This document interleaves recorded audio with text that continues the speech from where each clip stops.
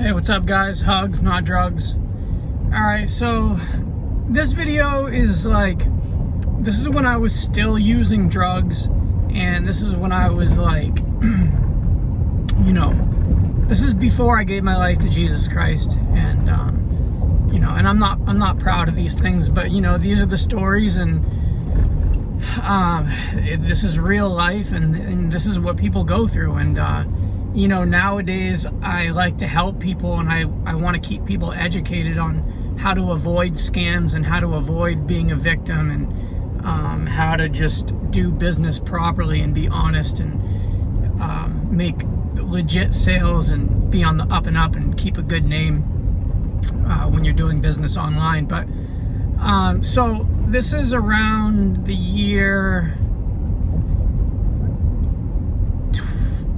2013. Yeah, 2013. Because my son hadn't been born yet, or he was almost born. But yeah, so this is 2013, and I was doing the iPhone thing where I was buying and selling iPhones. But I was doing it very, very shady. Like, I wasn't, okay, shoot, I'm trying to get on the exit. I wasn't doing it very, there were some times that I would do like a legit buy and a legit sale. But I would say it was half and half. Like, half of my dealings were shady, half were legit.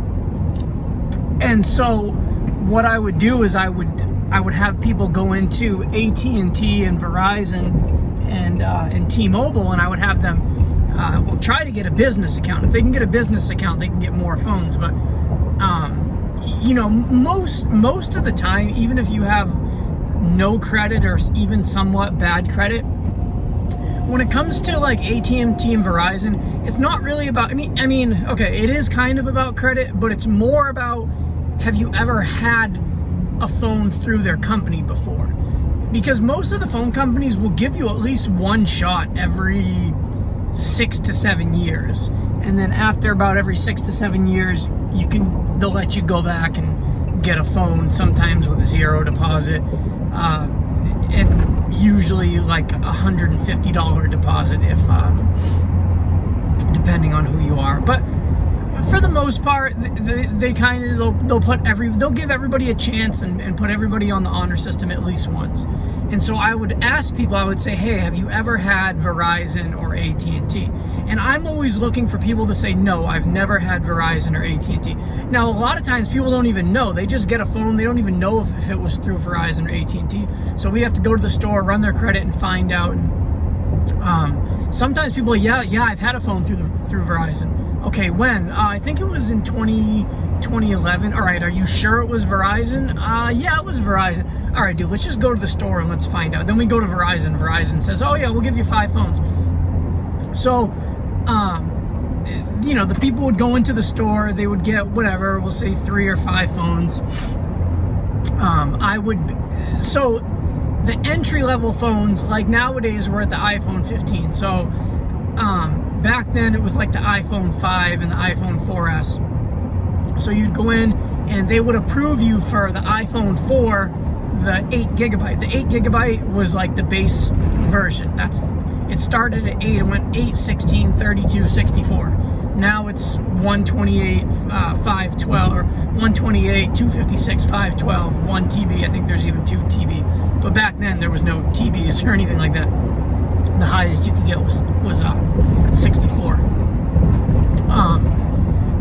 And so the base one would be like your iPhone 4 8 gigabyte.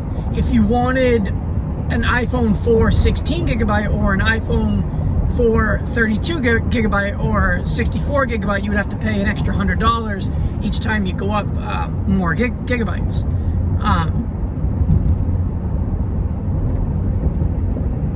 So we would always stick with just the base, because if we paid an extra $100 for more gigabytes, our buyer was only going to give us $100 more. So there was no sense to pay the extra 100 just to get the extra 100 back. There was no profit to be made. So what we'd do is we would qualify for the free phones based on credit. So we go in, they say, all right, you're approved for three lines. How many do you want? And we'd always, whatever we were approved for, that's how many we would get. So we would get the phones. They'd make you pay the tax on them. Usually if you got 3 phones, 3 lines, and the tax, that you would come out to, I want to say like $150. So we pay the $150, get the phones out, and then what I would do is I would give $100 or more, depending on who it was, to the person going in, which was usually a drug addict or another homeless person. I was homeless doing this. I was never like, I was on the street, and so I would find people at the homeless shelter. And so, I'd give the drug addict or the other homeless guy $100. And then I would have finders, like, I'd have a finder. And I had this guy Pete, and Pete was a finder, and so Pete would get $100 every time he found somebody for me. So I'd give Pete $100, and I'd give the guy who Pete found $100, and then I'd have the phones, and then I'd already have the buyers. I had buyers for certain phones. So I had buyers that only wanted AT&T. I had buyers that only wanted Verizon. I had buyers that would take anything. It didn't matter if it was Verizon, AT&T. Sprint was always the hardest to sell because you couldn't unlock the Sprint like you could the AT&T. Well, later on, Verizon's became naturally factory unlocked, but at the time the iPhone 4 was out, the only one that was really unlockable at the time was AT&T and T-Mobile. But AT&T was like the better one. Actually, even T-Mobile was good at that time. Even though it was the same phone and it was the iPhone 4, the 8 gigabyte version, different people would pay different prices for the same phone. And so when we're getting the phones out of the store, I would already have the buyers lined up. They'd be at the mall, waiting for us. I'd go over with the bag of phones. He'd give me the money, and then I'd do it all over again. Start, just trying to get people, texting people, trying to figure out how I can get more phone plans. Well, eventually, in the area that I was doing at in New Hampshire, eventually they caught on to like what we were doing, to where like if I went into a phone store, they automatically knew who I was and they wouldn't give me any phones. So like we had to start taking trips to Florida, and like it got out of hand, and all the money was going to drugs. All of it was spent on heroin,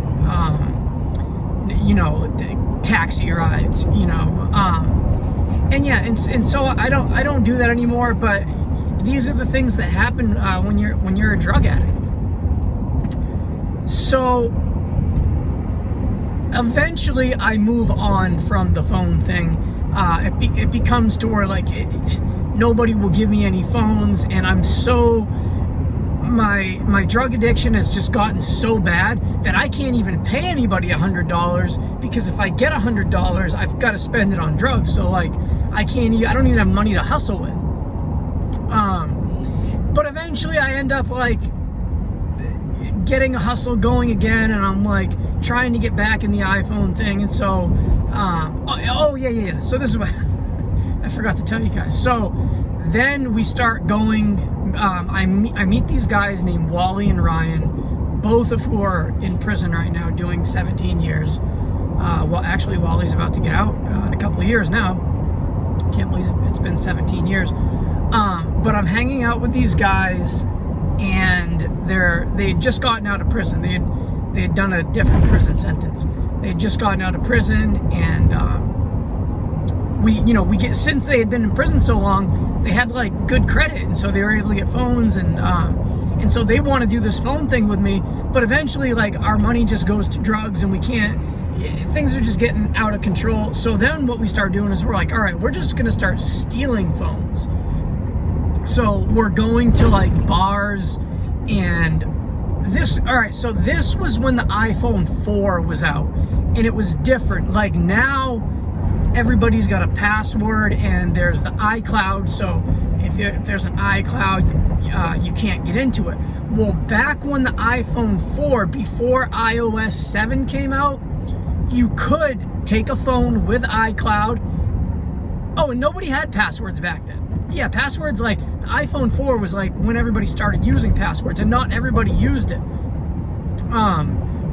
Most people, if they had a phone, there was no password on it. Like, you know how now when you set up your phone, Apple makes you put in a password, and then if you click on skip, Apple says, are you sure you want to skip? Because this could be a security threat, you know, and so like Apple pushes the password on you. Well, back then it wasn't like that. They didn't push the password. It was optional, and most people didn't do it. So if you've seen an iPhone on like in a Starbucks or something, most of the time you would just open it and it wouldn't even be password protected. But even if it was password protected, it wouldn't matter.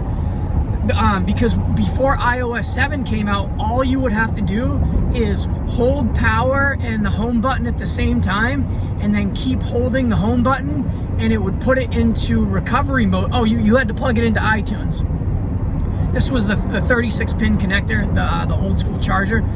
You just plug it into your laptop. As long as you had iTunes installed on your computer, it would go into recovery mode, and you could factory reset it, and it would wipe out iCloud and password. So it was like the golden age of stealing phones for us, because it wouldn't matter. Like the only thing we were worried about is if we stole the phone, we were just wondering, all right, what carrier is it? We're hoping it's AT&T or T-Mobile.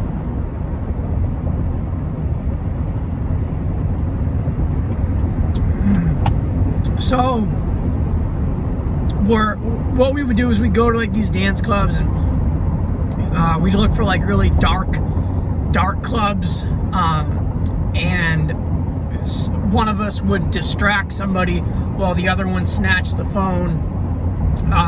Just real shady drug addicted stuff, man.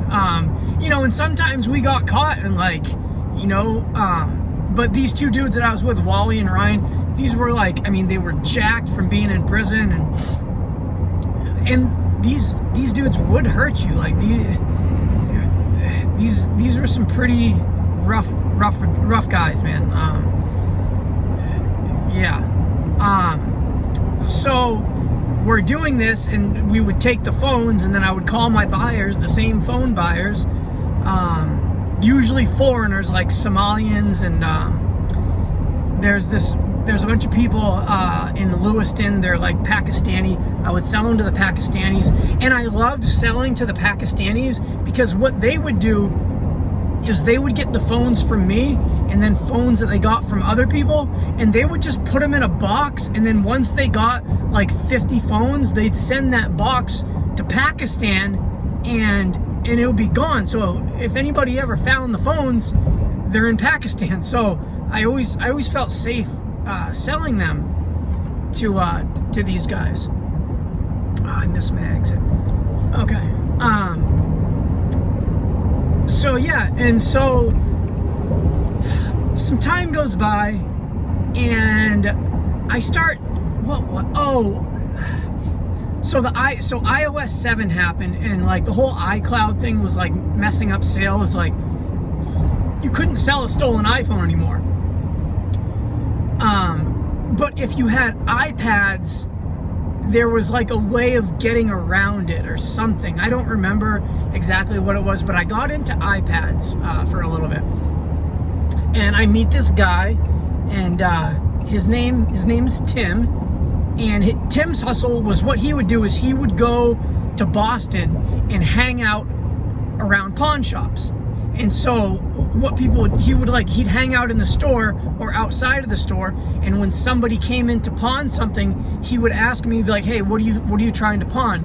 And the person would be like, oh, I'm pawning an iPad. And he says, well, I'll give you $100 for it. The pawn shop's only going to give you $60, but I'll give you $100. And so the people would go into the pawn shop, and the pawn shop would legit offer him $60, and then the guy pawning it would be like, well, why would I pawn it to you? The guy outside is offering me $100. So then the guy would come out and be like, yeah, you were right, they're only offering me $60, so you'll give me $100? Yeah, here you go. And so that was his hustle. He'd just stay at pawn shops, and like each pawn shop would like kick him out, and so then he'd just go to a different pawn shop, and he'd just drive around Boston, like, and that was his hustle, and it worked for him. And then he would come back to the city, and and then resell the iPads. And so I end up start doing business with this guy. So hold on, I'm trying to think. All right, yeah. So and then I had another. So all right, so so I had another friend, and my other friend was a car burglar, and so every night he would snort Adderalls or meth. At the time it was really hard to get meth, and so I mean if he could get it, I guess he would have, but it was more Adderalls because that's what he could get. So he would snort Adderalls, and then after he'd be doing Adderalls all night, at about 4 a.m. he'd go out on his bicycle and he'd have a bag and he would just break into cars all night. And that was his hustle. That was how he made a full-time. He paid his rent like he paid his rent like this. I mean, he always had money. He did well for himself.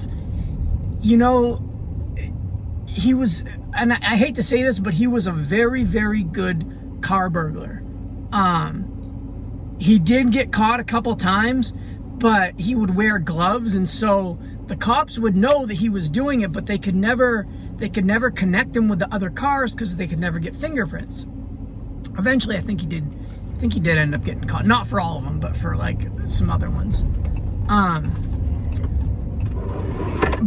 Yeah, so his hustle is breaking into cars. Now, he would always get laptops, always, like tons and tons of laptops. He'd have bags full of change because people keep changing their car, and so he'd have tons of change. But he'd get iPads, and so I was always interested in the electronics, and so what he would do is he would give them to me, and I would post, because I had my accounts on Let Go and my accounts on Craigslist, and I was really good at it, and so I would post them online. Well, as I'm posting these iPads, I meet this guy named Tim, and he's an iPad buyer. So my friend's stealing them from the cars. I'm posting them. Tim's buying them and then reselling. I don't know where he's reselling them, but he's reselling them. And that's sort of like my other hustle. And I'm selling him other things. Like, this is also when iPods were really hot, and so what's his name? So Tim is asking me for iPods too, and so I'm getting iPods, and he's buying them, and you know, and that's what's going on. Just a real shady group of characters. So one day, Tim says to me, he says, hey, do you still have those iPods? Oh, all right. So this is the thing. So I had a bunch of iPods, and I had been trying to sell them to him. And since they were like a different generation and they weren't as high end, like they weren't iPod Touches. Like the iPod Touch was the most expensive one. And these were like shuffles and like older classic models. And so I had a bunch of these, and he wouldn't take them because they were just outdated or something, but he didn't want them. And then he calls me one day and he's like, hey, do you still have those iPods? I'm like, yeah. He's like, all right, I'll take them. And I'm thinking, I'm like, this is strange. I've been trying to sell him these iPods for 6 months, and he's never wanted them. But today he calls me and he just wants all of them. I'm like, that's strange. I felt like it was a little fishy. I'm like, I felt like something was going on, but I'm like, I couldn't figure out what it was.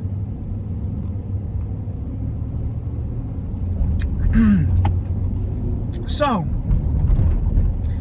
I also had a friend named Pat. Now Pat was he was into the bath salt thing, and so what he would do is he'd order bath salts from the dark web, and then he would get them, and he'd sell them. And he was a really talented drug dealer. Just knew the game, knew how to meet people, knew how to talk, knew the lingo. his dad was a farmer, a weed farmer, and so his dad his whole life was always doing weed deals. So I think Pat learned from his dad. Pat was just a really, like, he could just make so much money selling drugs. He ended up getting busted by the feds and got gun charges, and he had to stop. But before that, he was doing good. Anyways, so Pat is like this wannabe hacker. So like he gets all of these like stolen iPads and iPhones, and he tries to unlock them. And he spends literally 24 hours a day trying to unlock phones. And he's part of these like unlock communities where like the new thing comes out for an unlock, or the new iOS comes out, and you know everybody's trying to crack the code for the new iOS system. And that's Pat's hobby. Like he's not making any money. Like he's not doing it to really like sell them. He's doing it just because he likes unlocking. And so I would bring some of the things that were bricked, and I bring them to Pat, and Pat would unlock them for me. And then once Pat would unlock them, then then I would sell them. Pat even had this fake unlock. So what it would do is it would unlock it, but it would only be unlocked until you restart it. So it would unlock, and then you could meet up with somebody. You could sell them the unlocked iPad, but once the person restarted the iPad, it would be locked again. And like I said, guys, I'm not proud of any of this stuff. I'm really ashamed. But the story is reselling stories, and I was a drug addict for a long time, and this is what happened. So this guy Tim wants these iPods, and like I said, I felt a little weird, but whatever. You know, we've always done business. I always felt like if anything happened, I would be able to handle myself against him. So he says, meet me at the library, which was another weird thing. I've never met him at the library. It's always in like certain areas, and he wants to meet at the library. I'm like, all right, cool.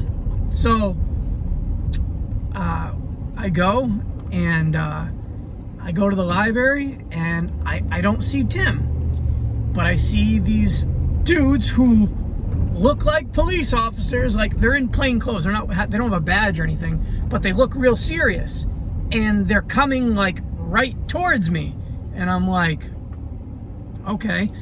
Now the good thing is that I didn't have the iPods on me at the time. Like what I don't remember exactly what my game plan was. I think I was gonna bring Tim around the corner and then give him to him there. I don't remember, but I didn't actually have them on me.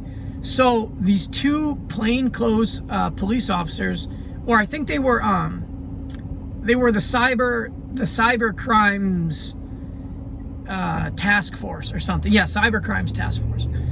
And so they come up to me, and they're like, are you Timothy? And I'm just like, oh my gosh. Oh, guys, keep in mind. Oh, I'm sorry. I'm forgetting a detail here. So Tim thinks my name is Bobby, okay? Or not Bobby. What did he think my name was? Derek. My alias was Derek, and so Tim thought my name was Derek. So when the undercover agents come up to me, they say, "Are you Derek?" Which saved my ass because I had warrants at the time. Okay, if they would have known my real name, I would have been done. I would have went right to jail right then. So having the alias actually saved me. So they come up to me, and they're like, "Hey, are you Derek Dunbar?" That was my name, Derek Dunbar. The reason why is because there was this guy that I worked with at DeMillo's. His name was Derek, and all the girls liked him, and so I named myself Derek because I always thought Derek was cool. And my last name was Dunbar because I used to watch The Real World on MTV, and there was this guy named Dunbar who was part of, like, I think it was like The Real World Miami or something, I don't remember. But I always thought Dunbar was like, he was so smooth and he was so cool. So I named myself Derek Dunbar. But the undercover officers, they're like, "Are you Derek Dunbar?" And I'm like, "Yeah, I'm Derek Dunbar." They're like, "Okay, so you're here to sell Tim iPods, right?" And I'm just like, and they're like, "Look, man, we got the text. Like, the text is right here." And I'm like, "Dude, Tim set me up." I'm like, I can't believe the dude set me up. And so I'm like, okay, I'm not gonna act like a prick to these guys. I'm gonna try to figure out what's going on, because I don't know what crime I've committed, or if I've committed a crime. I know that I've done lots of crimes, but the interactions that me and Tim have had haven't been like, you know, like, some of the stuff that I've sold him has been legit. Some of it I don't know. And then some of it has been, you know, not legit. So I don't know what's going on. And so the officers are asking me, they said, all right, they said, all right, we're going to tell you why we're here. We found some stolen iPads, and we busted Tim, or arrested, I don't know what they said, but we contacted Tim, and Tim said that he bought the iPads from you. Okay, now let me tell you what happened. So Tim got an iPad. Now where this iPad came from, actually, I still don't know. I don't know if it was an iPad, because you gotta remember, Tim bought tons of iPads, okay? He didn't just buy them from me. He bought them in New Hampshire, Maine, Massachusetts. He had a truck. He'd drive everywhere, right? So to this day, I don't know. So what happened is Tim gets an iPad, and he tries to get into it, and a message pops up that says, "Hi, if you found my iPad, here is the email. Please contact me if you found this." So Tim emails the owner of this iPad and says, "Hey, I have your iPad. I'm wondering, if I return this to you, can I get a reward?" And the lady says, "Yeah, I'll give you a reward for my iPad. Can you meet me here at this gas station, and I'll give you $100 for a reward." So Tim takes the iPad, goes and meets the lady for his reward money, and the lady's there with the police. So then the police question him. They're like, where'd you get the iPads from? And he's like, "Oh, I bought them from Derek Dunbar." "Who's Derek Dunbar?" And then, so, all right, can you contact Derek and set us up with him so we can get to the bottom of this? So that's what happened. So here I am, I'm at the library, and they're like, "Are you Derek Dunbar?" And I'm like, "Yeah." And so we're talking about the iPads, and they said, "All right, did you sell Tim iPads on this day?" And I said, honestly, I don't remember what day it was. They said, "Have you sold him iPads in the past?" I said, "Yes, I have sold him iPads." Now, I knew that I've sold him multiple iPads. And so that was kind of like my thinking. I'm like, how do I know the stolen iPad actually came from me? Because I don't even know. So that's what I tell the undercover agents. I said, "Look, officers," I said, "I sell Tim iPads." I said, "I've been selling him iPads for the last year, and I've sold him probably hundreds of iPads." I said, "How do I know that the iPad that he met up with the lady at the gas station, how do I know that that came from me?" Okay? Because he buys iPads from everybody else, and he buys them from me. How do I know that that one came from me? And they're like, "Well, because it was at this day." I'm like, "No." I'm like, "Officer, like, I'm not gonna admit to something that I don't know if it was one of the ones that I sold him." Because he buys and sells electronics. So, you know, even if I wanted to admit to it, I couldn't admit to it because I really didn't know.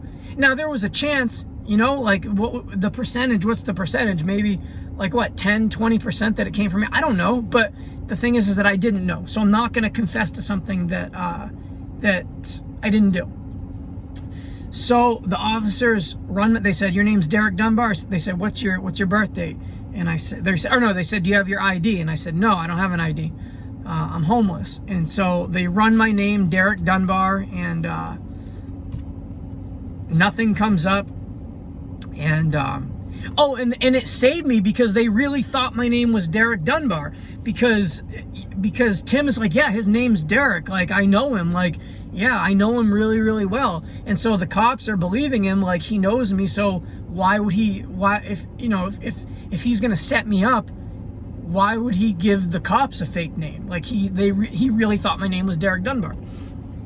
So so when I told the cops that, the cops look at each other and they're like, reasonable doubt, or what's it called? Innocent, or I forget, but like there's reasonable doubt that I did not sell him the iPad. So at that point they couldn't arrest me because of the circumstances. So by saying that actually got me off the hook. So the cops leave and I'm just like, oh my gosh. And I'm texting Tim. I'm like, Tim, you set me up. How can you do this, right? And so I never did business with him again. But you know what I mean? Like at the time I was mad at him and, I called him a snitch, but I don't blame him. Like, but whatever. Like I was not living a good life, like, who am I? Why would he be loyal to me? I'm just a junkie, a heroin addict, right? So yeah, that's the end of that story. Hugs, not drugs. I do not endorse any of that behavior. I do honest business now. I don't do anything shady anymore. But yeah, hugs, not drugs. I'll see you guys in the next one. Palabra.